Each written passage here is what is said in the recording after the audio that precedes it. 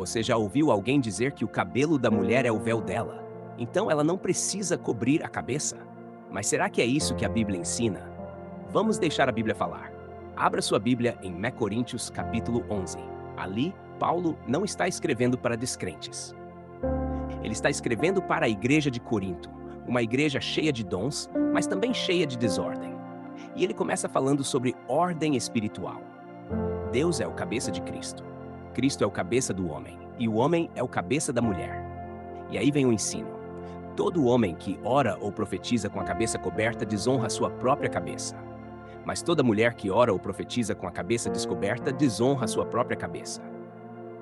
1 Coríntios 11, 4 e 5. Paulo não está falando de cultura, ele está falando de oração. E quando Paulo fala da mulher, ele diz: porque a mulher foi criada por causa do homem e não o homem por causa da mulher. Por isso a mulher deve trazer sobre a cabeça sinal de poderio por causa dos anjos. Agora preste atenção, por causa dos anjos. Isso vai além da cultura, isso vai além da época, isso é espiritual. No original grego, a palavra usada para véu ou cobrir é katakalupto, que significa cobrir completamente, ocultar, cobrir com algo que pende sobre a cabeça. Isso não tem nada a ver com o cabelo natural. E aí chegamos no verso 15, que muitos usam para dizer que o cabelo é o véu. Mas ter a mulher cabelo crescido lhe é honroso, porque o cabelo lhe foi dado em lugar de véu. Mas o que o texto quer dizer?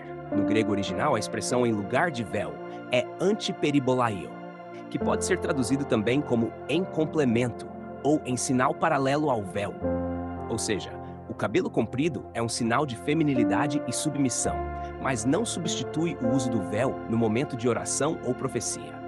Se o cabelo fosse o véu, Paulo não teria dito no verso 6, portanto, se a mulher não se cobre com véu, tosquice também.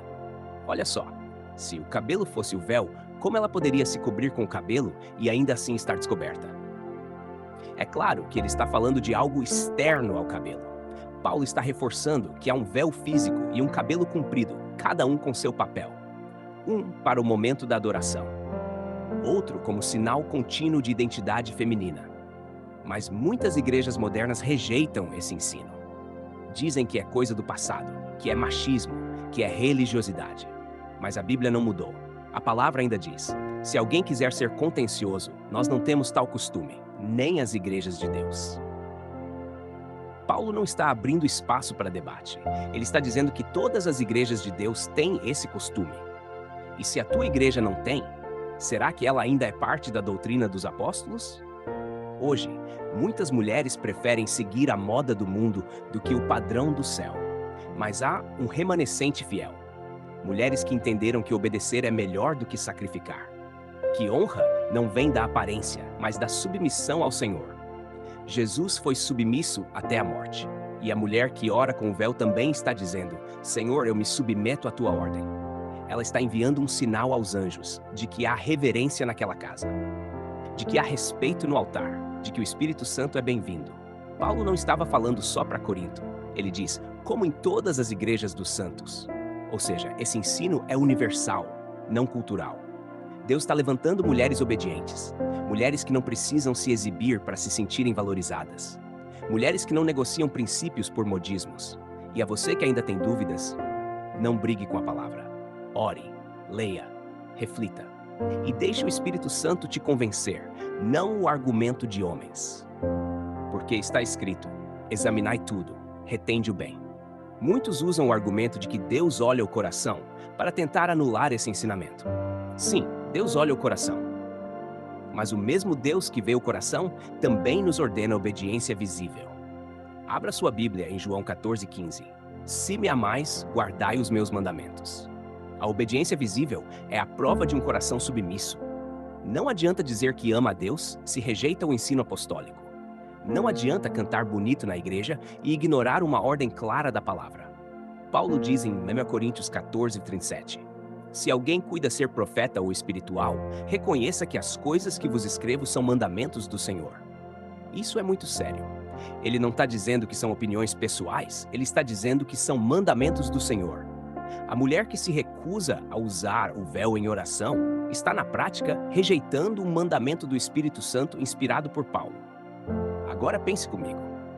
Se fosse apenas cultura, por que Paulo argumentaria com a criação de Adão e Eva? Por que ele usaria os anjos como referência? Por que ele chamaria isso de sinal de poderio espiritual? Porque é espiritual, porque é bíblico, porque é válido até hoje. Leia com atenção novamente. 1 Coríntios 11:10. Portanto, a mulher deve ter sobre a cabeça sinal de poderio, por causa dos anjos. O mundo espiritual respeita a autoridade, e o véu é um sinal visível de que aquela mulher está sob a cobertura de Deus. Você sabia que muitas mulheres enfrentam batalhas espirituais porque oram sem cobertura? Porque desprezam esse ensino e entram em guerra espiritual sem obediência? Há consequências quando desobedecemos luz recebida, e há proteção quando nos submetemos à palavra. E aqui está um ponto que poucos falam. Na igreja primitiva, esse ensino era tão importante que todas as mulheres se cobriam ao orar ou profetizar. E não era só em Corinto, era em todas as igrejas. 1 Coríntios 11 diz: nós não temos tal costume, nem as igrejas de Deus. Paulo não está dizendo que o costume é não usar véu. Ele está dizendo que ninguém entre os santos contesta essa prática. Mas hoje, igrejas inteiras jogaram isso fora. Líderes dizem que isso não tem nada a ver. E o povo se acomoda ao evangelho do conforto. Mas Deus ainda está levantando um povo obediente. Mulheres que não se envergonham do ensino da palavra. Homens que valorizam a santidade da esposa e a incentivam a se cobrir.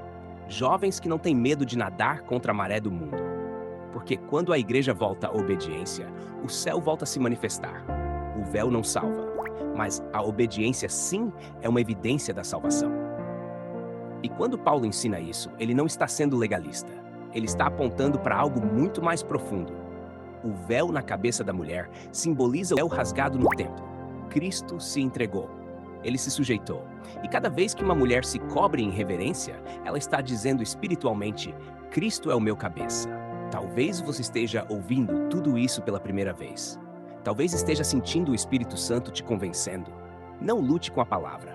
Não brigue com o ensino de Deus. Se você quer crescer espiritualmente, o primeiro passo é obedecer. Tiago 1:22 diz: sede cumpridores da palavra e não somente ouvintes, enganando-vos a vós mesmos. Chegou o tempo de voltar às veredas antigas, de restaurar o altar, de viver o evangelho como ele é e não como queremos que ele seja. Deixe seu comentário aqui embaixo. Você acredita que o uso do véu ainda é uma prática válida para os dias de hoje? Queremos ouvir sua opinião, com respeito e base bíblica. E se essa mensagem falou com você, não saia sem se inscrever no canal. Aqui, nós não seguimos modismos. Aqui, nós deixamos a Bíblia falar.